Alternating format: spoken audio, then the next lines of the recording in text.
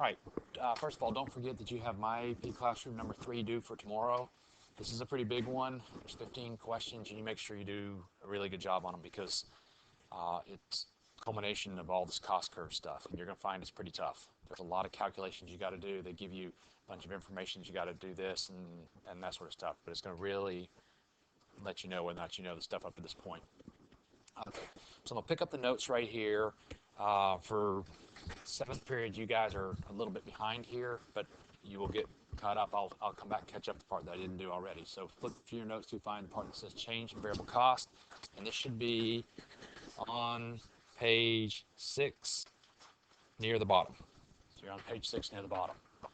Okay, so up until this point, what we've been doing is we've assumed that this is what we call, up until this point, we assume this is what they call a constant cost industry. Constant cost industry is one where when firms enter into the market, costs don't change. So what I'm going to do is I'm going to show you what would happen if costs did change. All right, and so you think about it this way: if there's one firm buying the factors of production, then the cost is going to be set based on supply and demand. If suddenly 2 firms enter into the market and they're both now trying to buy the factors of production, that's an increase in demand on those factors of production, which is going to cause the cost of those factors of production to increase, which means that everybody's got to pay more. That's what we call an increasing cost industry. Now, most of the time in economics, we go ceteris paribus and we just ignore, and we make everything a constant cost industry. So what it's going to do here is it's going to shift all these cost curves that I showed you here. Okay. So difference between a constant cost industry and an increasing cost industry. The questions may ask you, they may say a per unit. Okay, they may say per unit.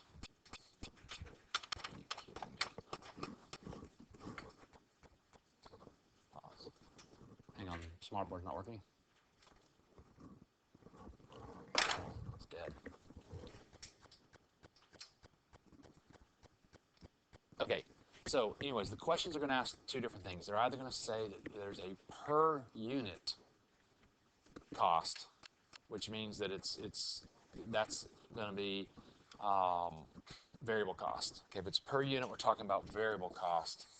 Or it's going to say lump sum. If it says lump sum, we're talking about fixed cost. Okay, so if it's a one-time cost, that's fixed.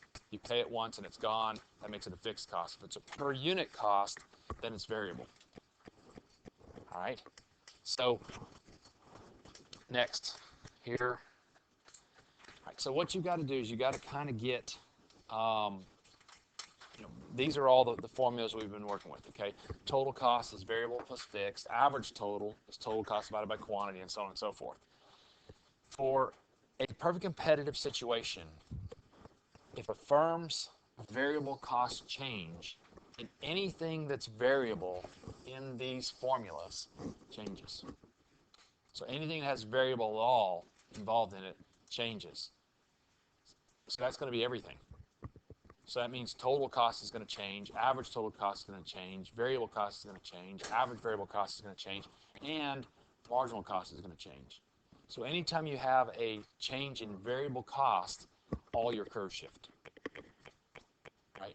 And if you think about it, if there's an increase in cost, which way do they shift? Up or down? Up. They shift up. Okay. Now, that's where we're going to have to use up or down here. It's actually shifting to the left, just like a supply curve would shift. But anyways, so given that variable costs are variable, it doesn't change consistently across the board. In other words, it's not a 1 for 1 for 1 for 1 shift because they vary. They vary with production. And so that's going to make things look a little bit different too. So if you get a decrease in variable cost, then marginal costs will decrease and will shift down, of course. All right, so average variable cost curve also shifts. Okay, in fact, they all shift as I just said in a minute. So what I'm going to do is I'm going to show this to you. I'm going to just draw this so you kind of see what it all looks like. All right, and we're going to start off and we're going to draw, this is just going to be cost curves. This is just going to be quantity.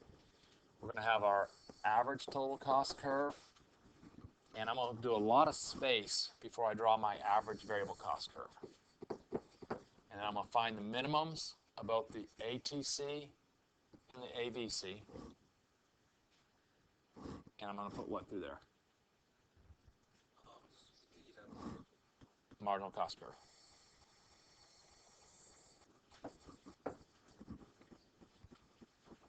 So that's your marginal cost curves, your average total cost curves, your average variable cost curves.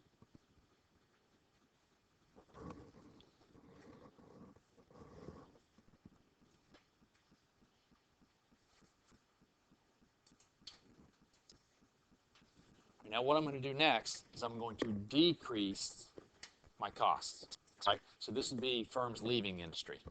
If we have an increasing cost industry, but that means if firms enter, all the costs rise, but if firms leave, that means all the costs fall. So even though we could still call it an increasing cost industry, when firms leave, costs fall.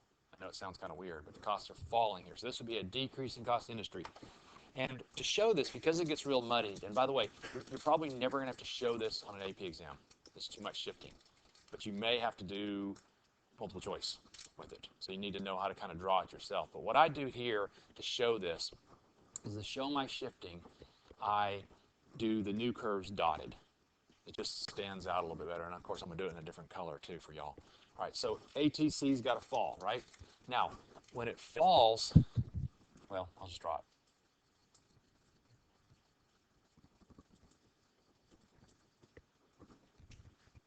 Ooh, it's not going to be right. That's okay. I'm going to keep it.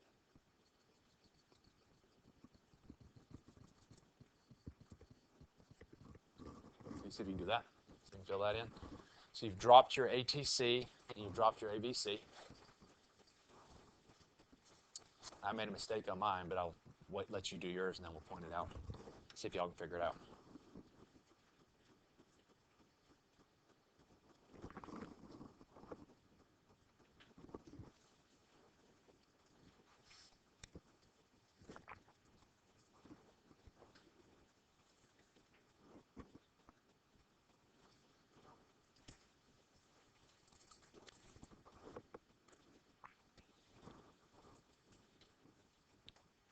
What are we missing? Yeah, a new marginal cost curve. Which, if costs decrease, which way do you think the marginal cost curve will shift?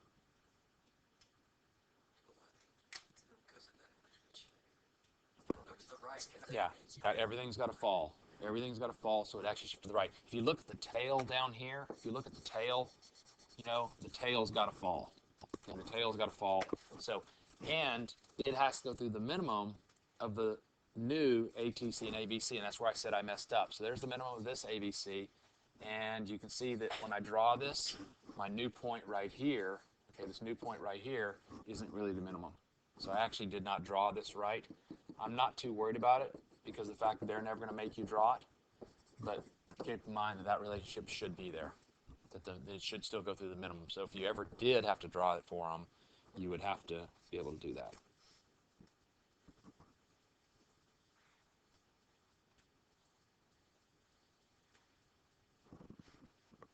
Okay, what are your questions on this?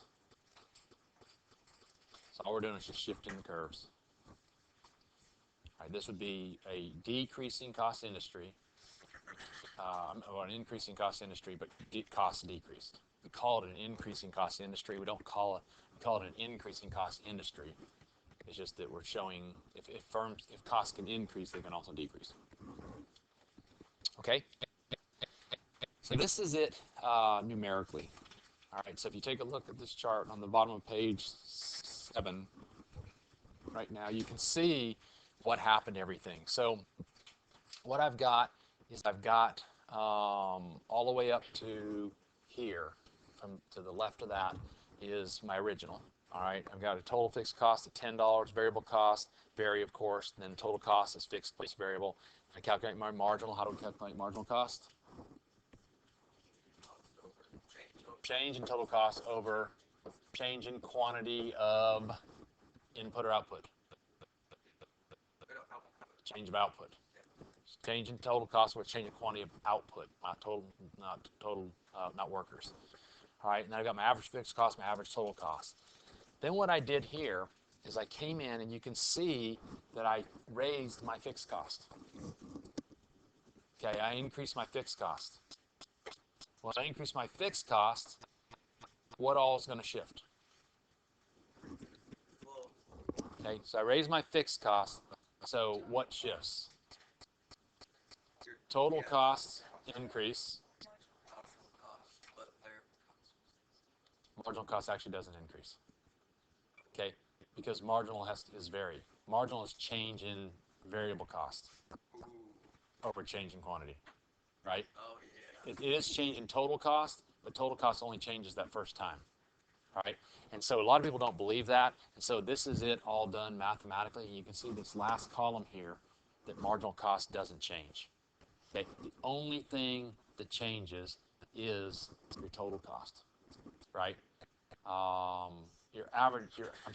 Anything that has total cost in it, average total cost also changes. So the average fixed, average total, and total costs all change because they all have total in them. The average variable cost, okay, the average variable cost over here would not change, and marginal cost does not change. This would be an example of like a lump sum change in cost, like across the board rent went up for industries or whatever. That sort of thing. Maybe the government came in and put in a one-time tax on some industry. They came in and they said, okay, the shoe industry, y'all are using up some sort of vital resources, so we're going to charge y'all every year an extra, $10,000. That'd be a one-time fixed cost change. So only what things would change would be everything that's fixed cost here. All these guys here would change, but marginal cost would not change. Okay? Any questions on that? Okay. Let me go ahead and introduce long run for you. I haven't changed the board, the poster boards up here. I need to change these because we're now moving into long run. Actually, no, this will still be long run, so we're still good with those poster boards there. Okay, so in the long run, everything is variable. All right, in the short run, remember the production facility we had up here, producing the books? In the short run, the only thing we could change was what? Workers, labor. In the long run, we could bring in another desk. We can bring in 4 more desks. We can bring in 30 pairs of scissors. We can bring in, as many staplers and pens as we need. In the long run, our fixed resources are variable. And that's the difference between short run and long run. In the long run, our fixed resources are variable. All right, we can adjust all inputs. So this would be an example of a long run situation. All right, so you got to kind of look at this and to figure out what's going on here. Okay, so what I've done here is all the little small, like ATC1, ATC2, ATC3, so on and so forth. These are what we call short run average total cost curves. And in fact, some books actually call these SRATC. I just call them ATC, and I'm not going to change. You're welcome to call them just ATC. ATC is short run. And so what happens is, imagine that this firm right here is producing, and he's deciding he wants to increase his production. Well, as he increases his production, what originally happens to his average total costs, they originally fall, but then they're going to reach a minimum, right? Because the law of diminishing marginal returns, okay, be careful of the terminology here, because the law of diminishing marginal returns, his average costs are then going to start to rise. Okay, he's adding too much variable resource to a fixed resource. So what can he do? Yeah, in the long run, he can increase the amount of his fixed resources. He can add on to his restaurant, say it's a restaurant, or he can add on to his production facility, or he can help build a whole new production facility. That's long run. What happens there is he then creates a second average total cost curve. So he kind of jumps from the first one. So he's on the first one here, and he's going down. He expands his business. He can then jump to a second long run average total cost curve. And as that starts to get diminishing marginal returns there, he can then add a third and a fourth, and so on and so forth. Right? And if we piece together all of the possible long run average total cost curves, what we get is we get a curve that goes down reaches a minimum and comes up, and this is our long run average total cost curve. So this is what's going on in the long run. Now, it is also U-shaped, and I'll tell you why in just a minute. Right. So all the small ones in the short run, or just All the small ones, the ATC 1 through 8, are all short run average total cost curves. So all the little small ones are short run average total cost curves. And what I did is I just put a best fit line, the purple one. The long run average total cost curve is a best fit line through those short run average total cost curves. and when you go from one, like from ATC1 to ATC2, did they change just a variable thing or a long, or like Okay, when you went from ATC1 to ATC2, you had to change your production facility. So that had to be a long run change. Okay, but what happened was when he built ATC, when he added ATC2, the maximum he can get is shifted over, because that then becomes short run. get more quantity? Right. So Brewster's Ice Cream added a drive-through window a while back. I don't know if y'all remember that, but Brewster's Ice Cream added a drive-through window. That was in the long run. It took them several months to do that, but then once it was built, now you're back in the short run. So now you're on ATC2. If they still have lots and lots and lots of customers, they can buy the lot next door and make their building bigger. That would shift them to ATC3, but that's a long run adjustment. So basically what they would be doing in that case, what Brewster's would be doing in that case, is they would be sliding down their long run curve. Every time you add a short run change, you're sliding down your long run curve. But eventually you're going to get to a minimum of even the long run average total cost curve. We'll find out in just a minute why. Yes, ma'am.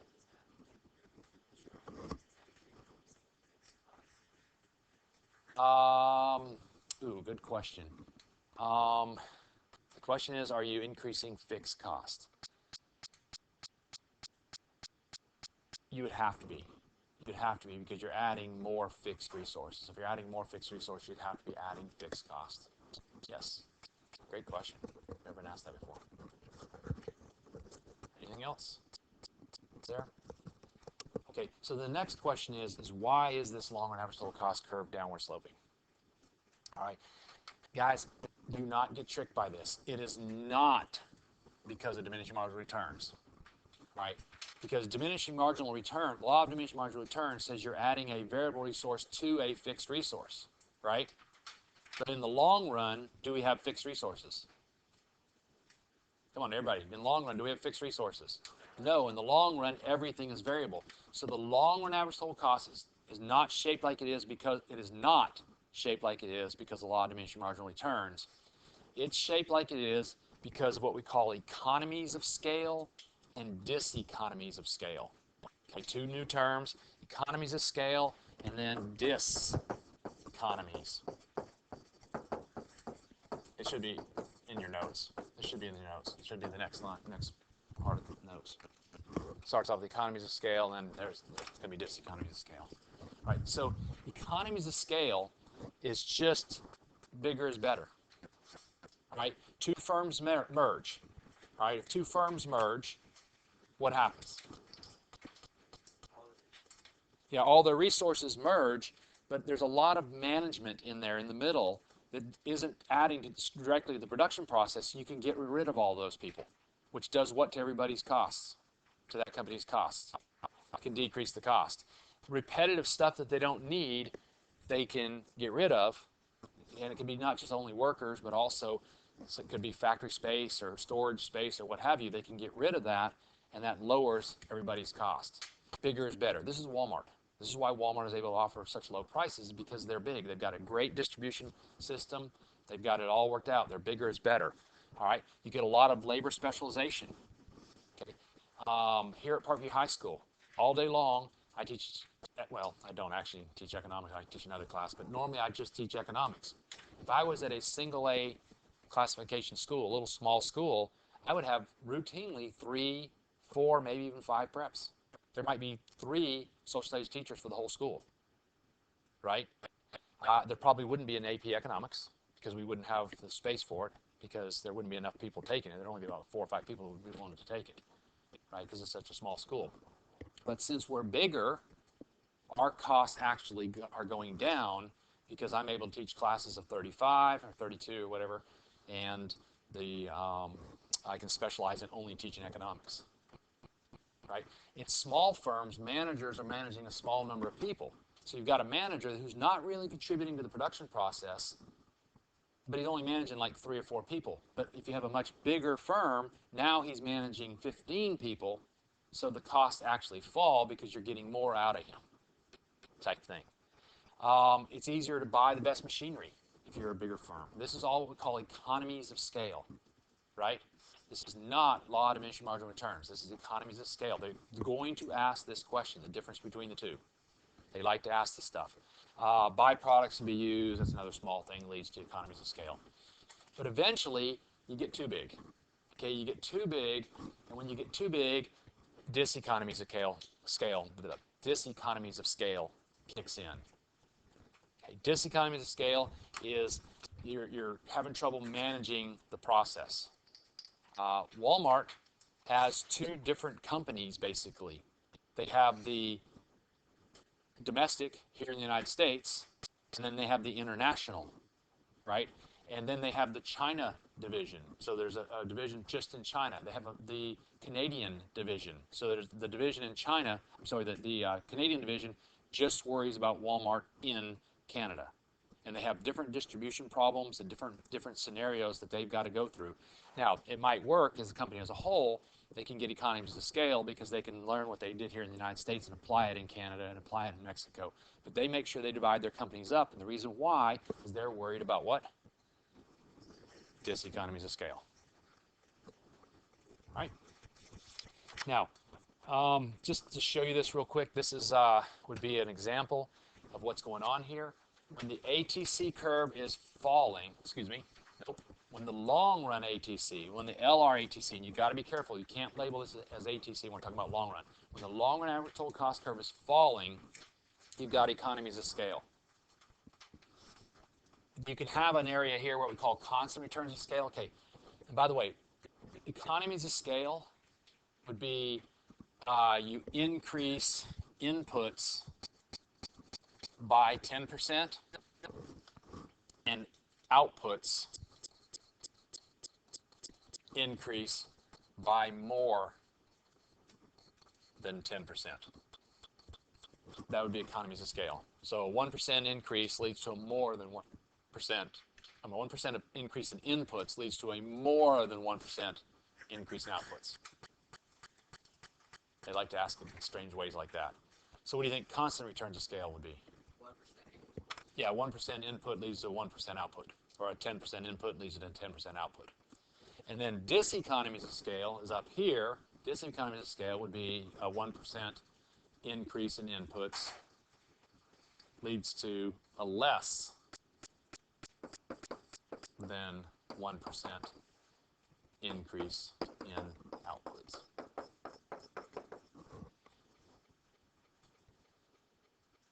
And diseconomies of scale would be obviously when the average total cost curve is rising.